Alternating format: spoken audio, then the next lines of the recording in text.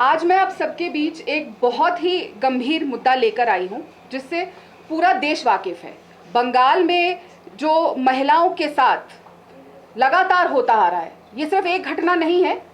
हाँ, ये बात सत्य है, जो अभी घटना हुई है हाल ही में, उसको पूरे देश उससे झंझोड़ चुका है। पूरे देश की हर एक बेटी, क्या हर आदमी भी बहुत ही भयावह स्थिति में आ चुका है कि ऐसा हमारे देश में ऑन ड्यूटी डॉक्टर के साथ हो सकता है। पर ये सिर्फ एक दिन की बात नहीं है, एक घटना की बात नहीं है। ये चरमराती जो कानून व्यवस्था है, जो हालात है वेस्ट बंगाल के, वहाँ की महिलाओं के, ये उसका बस एक छोटा सा एग्जाम्पल है। हालांकि किसी भी रेप को, किसी भी बलात्कार को, किसी भी ऐसे जघन्य क्राइम को हम छोटा नहीं कह सकते, लेकिन ये छोटा इसलिए मैं कह रही हूँ क्योंकि इतनी सारी हैं, तो ये एक हिस्सा है बहुत बड़ी चलते एक पूरे जो चीज़ चलती आ रही है। हिंसा बहुत बड़ी है, बलात्कार बहुत बड़ा है, लेकिन लगातार जो ये होती आ रही है, बहुत सारी पजल्स है, पूरा पजल बिखरा हुआ है, क्योंकि इसी तरीके से जैसे हमारी यहाँ की कानून व्यवस्था बिखरी हुई है। और बहुत ही शर्मनाक बात है, क्योंकि वहाँ के प्रदेश की जो मुखिया है वो एक महिला है और देश की एक लौती महिला मुख्यमंत्री है, और उनके संरक्षण में अब सरकारी बलात्कार होने लग गए हैं। और ये बहुत जिम्मेदारी से मैं कह रही हूँ कि ये सरकारी बलात्कार है, क्योंकि ये सरकार के संरक्षण में हुआ है और अभी भी सरकार पूरी कोशिश कर रही है दोषियों को बचाने की, और पूरी कोशिश कर रही है कि किसी तरह लड़की को न्याय ना मिले और लड़की का चरित्र हनन होता रहे। 9 अगस्त को हम सब को जानते हैं कि एक ऐसी घटना घटी जिसने पूरे देश को हिला दिया। एक ऑन ड्यूटी डॉक्टर जो एक पीजी पोस्ट ग्रेजुएट स्टूडेंट है, उसके साथ हॉस्पिटल में ही एक घटना घटती है। और उसके बाद क्या होता है, लगातार ऐसी चीज़ें की जाती हैं कि किस तरीके से घटना स्थल को, क्राइम सीन को, वहाँ से सबूत मिटाए जाए। लगातार हम देखते आए, और सिर्फ इसमें प्रशासन नहीं, पुलिस, कॉलेज का प्रशासन ममता बनर्जी के इशारे में लगातार काम कर रहा है। हमने ये भी देखा किस तरीके से हॉस्पिटल के प्रिंसिपल ने, कॉलेज के प्रिंसिपल ने कोई शिकायत दर्ज नहीं करी। शिकायत तब दर्ज होती है जब लोग सड़कों पे उतरते हैं, लोग सवाल उठाते हैं और पूरे देश भर से आवाज़ें आती है। और ये मैं नहीं कह रही, ये हमारी कोर्ट ने, हमारे न्यायालय ने ये बहुत ही महत्वपूर्ण टिप्पणी करी और बहुत कड़ी निंदा करी कि क्या कर रहा था कॉलेज का प्रशासन और क्यों पुलिस में शिकायत दर्ज नहीं की गई। जो हमारे डॉक्टर होते हैं वो धरती पे हम सब मानते हैं कि वो भगवान का स्वरूप होते हैं, और अगर हम अपने डॉक्टर की ही रक्षा ना कर सके, वो डॉक्टर जो हमें सांस देते हैं, हमने देखा था कोरोना काल में अपनी जान की जिन डॉक्टरों ने चिंता नहीं करी ताकि हमारे घर वाले जी सके, हम लोग जी सके, आज एक डॉक्टर के लिए लोग न्याय मांग रहे हैं। पूरे देश के डॉक्टर सड़क पे है, लेकिन उस लड़की को न्याय नहीं मिल रहा। बहुत ही दर्दनाक स्थिति है। दबाव बढ़ता है, पुलिस बीच में आती है, एक आदमी को गिरफ्तार कर लिया जाता है। लेकिन हम सब ने देखा, जो फोटो सामने आई, जब उस लड़की की बॉडी की फोटो सामने आई, तो वो साफ दिख रहा है कि किस तरीके से बर्बरता से रेप हुआ है, और ये सिर्फ एक आदमी का किया कराया नहीं है। लेकिन वहाँ की पुलिस क्या करती है? पुलिस कहती है कि ये सुसाइड है, बिना पोस्टमार्टम करे पुलिस कहती है ये सुसाइड है। अब पुलिस डॉक्टर का भी काम कर रही है, पोस्टमार्टम भी देख के कर रही है, बॉडी को देख के बता सकती है कि ये सुसाइड है कि मर्डर है कि क्या है। इतने घटिया काम देश की पुलिस अगर करेगी, रक्षक अगर करेंगे, तो न्याय कहाँ से मिलेगा? और यहीं तक बात सीमित नहीं थी, लड़की के माँ बाप को 2 बजे तक बॉडी को देखने तक नहीं दिया गया। 2 बजे तक जब उसके फादर बॉडी को देख के आए, तो वो साफ उन्होंने आके बताया कि ये एक आदमी का किया कराया नहीं है, ज़्यादा लोगों का दिखाई दे रहा है। जिस हालत में वो बॉडी मिली, जितनी चोटें थी, जिस तरीके से, जिस व्यवस्था में थी, बहुत ही दर्दनाक। मैं तो अभी आपके सामने बोल रही हूँ, मेरी जबान लड़खड़ा रही है, क्योंकि वो फोटो, वो दृश्य मेरे सामने जब आते हैं, एक महिला छोड़िए, एक इंसान होने के नाते मैं लिटरली कांप रही हूँ। बोलने में भी हमें तकलीफ होती है कि हम जब इस बारे में बात करते हैं, लेकिन वहाँ के शासन, वहाँ के प्रशासन, वहाँ की मुख्यमंत्री को कोई फर्क नहीं पड़ा। बेटियों को न्याय कब मिलेगा? बेटियों को संरक्षण कब मिलेगा? ममता बनर्जी जी, मैंने सुना है आज या कल एक प्रोटेस्ट करने जा रही है। न्यूज में भी आया था कि शायद 17 तारीख को या 18 तारीख को वो अपने ही खिलाफ एक प्रोटेस्ट मार्च निकाल रही है इस मुद्दे पे। क्या आपने कहीं ऐसा देखा है कि कोई मुख्यमंत्री अपने ही खिलाफ प्रोटेस्ट निकाल रहा है? इतना जघन्य अपराध हो गया, इतनी असंवेदनशीलता कि हर मुद्दे को आप एक मजाक बन के रख रहे हैं। अपने खिलाफ प्रोटेस्ट, तो चलिए ममता जी, अगर आप अपने खिलाफ प्रोटेस्ट कर रही हैं तो ये बात तो साफ है कि आप बिल्कुल मानती हैं कि आपकी सरकार फेल है। आप as a home minister fail है, आप as a health minister fail है, आप as a woman chief minister बिल्कुल ही फेल है, इसलिए आपको अपने खिलाफ प्रोटेस्ट करनी पड़ रही है। इसीलिए हम मांग करते हैं कि ममता बनर्जी जी तुरंत इस्तीफा दे। जिस मुख्यमंत्री को खुद के खिलाफ आज प्रोटेस्ट करना पड़ रहा है, वो किस हैसियत से वहां उस कुर्सी पे आज भी बैठी हुई है? क्यों नहीं वो इस्तीफा दे रही?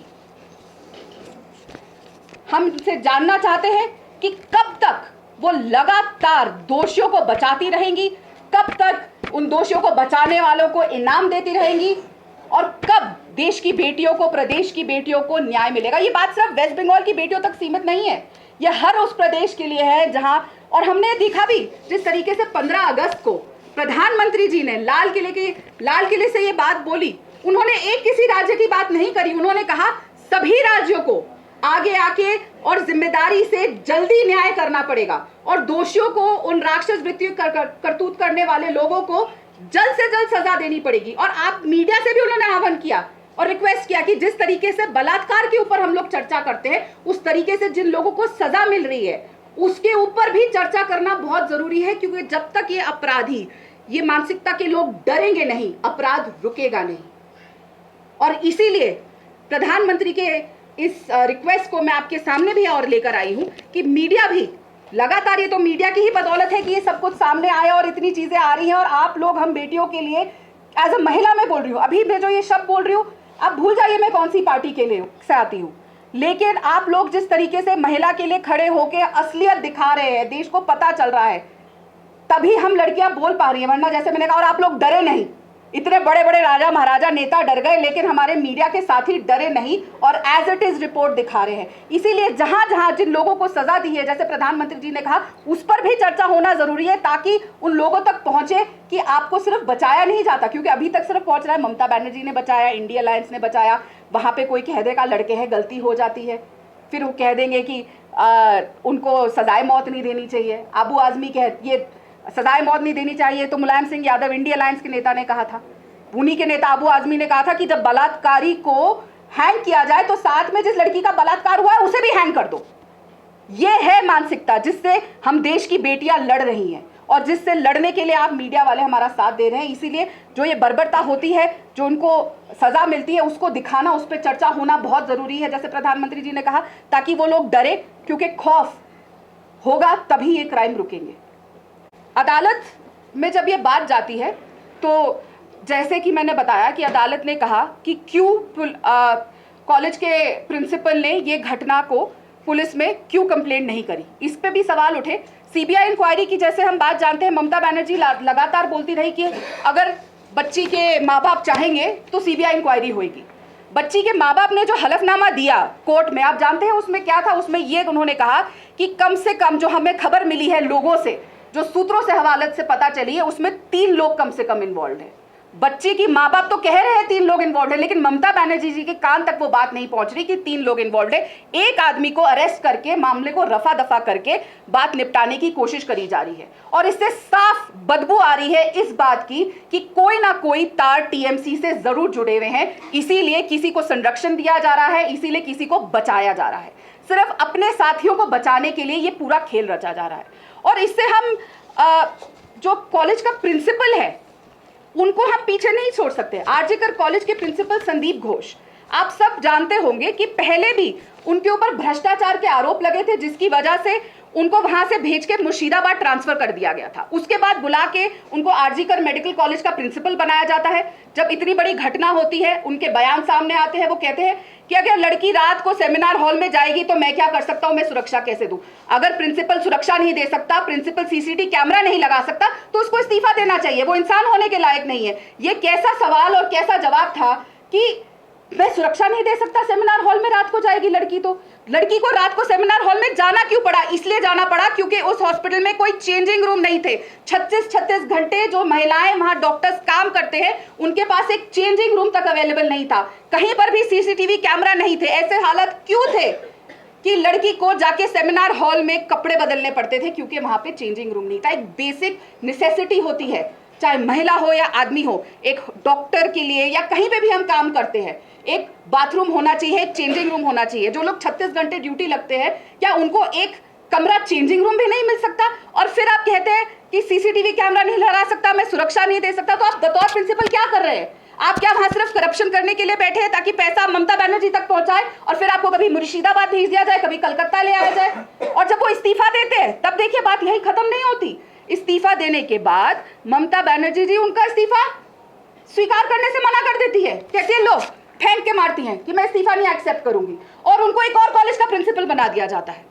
इस पर भी कोर्ट ने कड़ी निंदा करी कि जो प्रिंसिपल इन्वेस्टिगेशन के दायरे में है उसको आपने कैसे किसी और यूनिवर्सिटी का प्रिंसिपल बना दिया। ऐसा हुआ जैसे कि उनको इनाम दिया गया।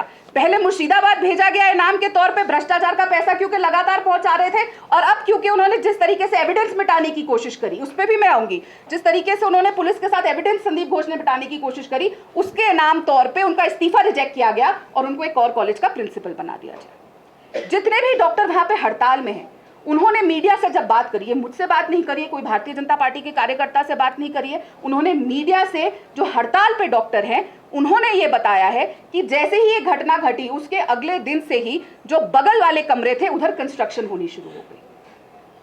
कहा जा रहा है कि घटना सिर्फ सेमिनार हॉल तक सीमित है, पर हम नहीं जानते क्योंकि वहां सीसीटीवी कैमरा नहीं थे कि शुरुआत कहां से हुई, क्या हुआ, किसी को नहीं पता। लेकिन आसपास के कमरों में तोड़फोड़ शुरू कर दी गई। उसके बाद हम देखते हैं कि at the stroke of the midnight hour, हम सब जाते हैं at the stroke of the midnight hour 78 स्वतंत्रता दिवस था हमारा, और at the stroke of the midnight hour Bengal में हमारे डॉक्टरों को पीटा जा रहा था, उनको डराया धमकाया जा रहा था कि किसी तरह से वो चुप्पी बनाए रखे, क्योंकि जिस तरीके से एक के बाद एक परत सामने आ रही है उसको किसी तरीके से लिपापोती करी जाए। और एक भीड़ आती है, वहां की पुलिस हाथ खड़े कर देती है, और वो भीड़ कहां जाती है? बिल्कुल संयोजित तरीके से सीधा के सीधा वो सेमिनार हॉल की तरफ जाती है और वहां तोड़फोड़ कर देती है। साफ साफ टीएमसी के तार इसमें जुड़े हुए हैं चीजों को मिटाने पे, क्योंकि जब तक सीबीआई इंक्वायरी की जांच कोर्ट ने ऑर्डर नहीं दिए थे तब तक कुछ नहीं हुआ था। जैसे ही सीबीआई इंक्वायरी ऑर्डर होती है, सीबीआई के पहुंचने से पहले वहां पे 7 वाले कमरे की तोड़फोड़ शुरू हो जाती है, रात को डॉक्टरों को पीटा जाता है, और भीड़ के नाम पे लोग वहां अंदर घुसते हैं। और सीधा आप ये बताइए कि भीड़ को कैसे पता कि कौन से कमरे में क्या हुआ था?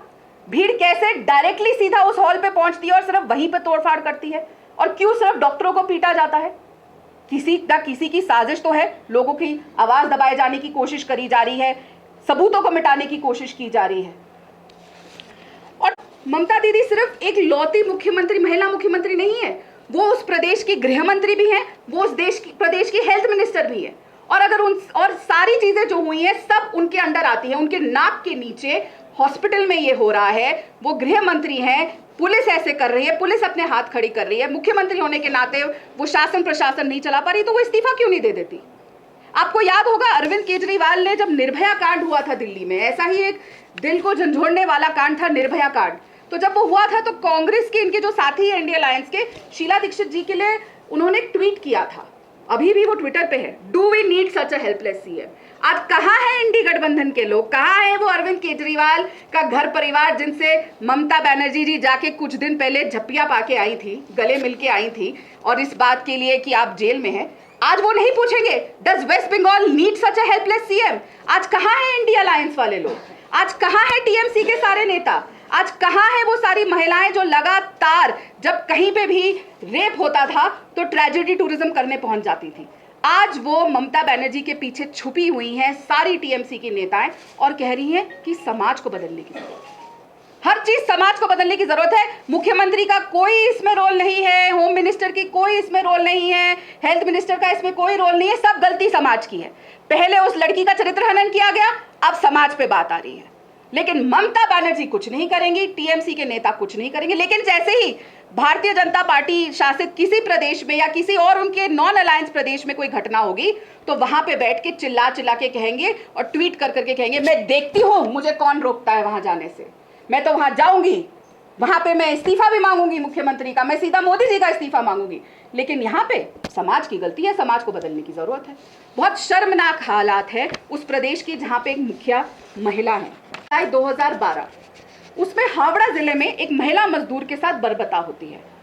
देर से पुलिस कार्रवाई और लगातार दोषियों को बचाने का वहां पे सारे सबूत मिले थे, फिर भी दोषियों को बचाया गया। एक कामधुनी में सामूहिक दुष्कर्म हुआ 2013 में, जहां पे एक ऐसे ही युवा बीए की छात्रा के साथ सामूहिक बलात्कार हुआ था। देश को कंपा दिया था उस बलात्कार ने। अगर आप वापस उस पे जाएंगे, आप कईयों को तो याद भी होगा, कांपने वाले हालात थे उस समय। वहां पर भी पूरे मामले को रफा दफा करके दबाने की कोशिश की गई थी। फिर वीरभूमि का सामूहिक दुष्कर्म, जिसमें पंचायत के आदेश पे एक महिला के साथ सामूहिक बलात्कार किया गया। तब भी इनका प्रशासन, इनका शासन, ममता बनर्जी और उनकी पुलिस चुप्पी बांध के उन लोगों को बचाती रही। क्यों? क्योंकि राजनीति जो करनी थी। कनमहल सामूहिक दुष्कर्म 2000 ममता बनर्जी ने नहीं किया।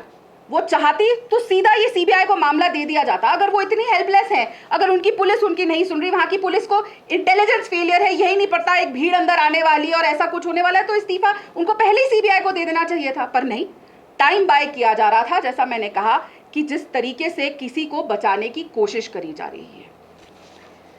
और बात यहीं तक सीमित नहीं होती है।